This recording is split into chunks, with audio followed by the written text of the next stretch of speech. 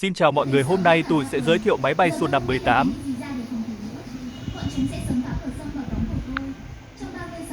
Khi bật dây nè,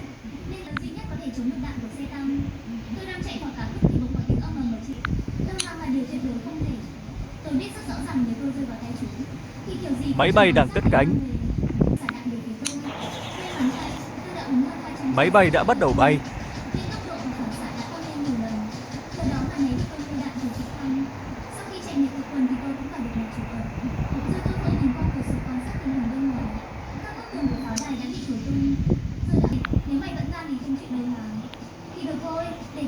Chuẩn bị thả bom. Đã bật tên lửa.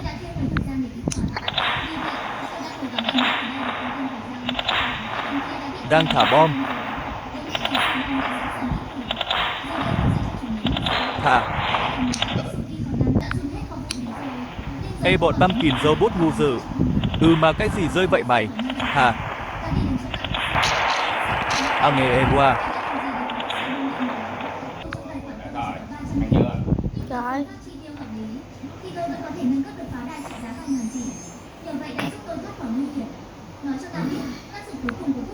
Đây làm chức năng thoát hiểm.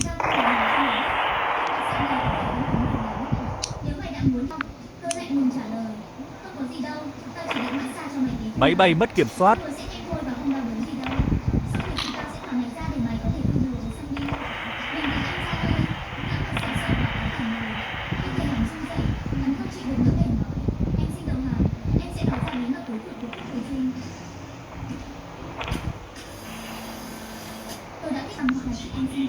Có cả dù.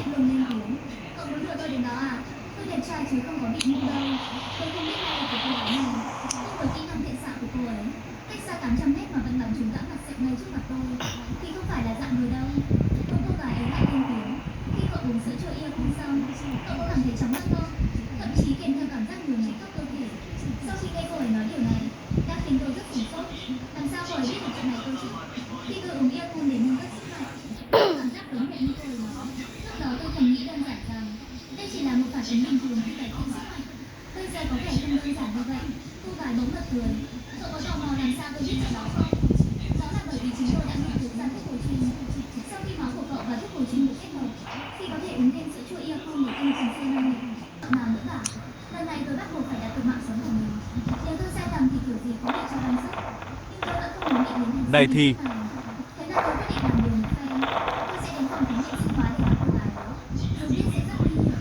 thôi tạm biệt mọi người, video tới đây thôi. Chia 1003.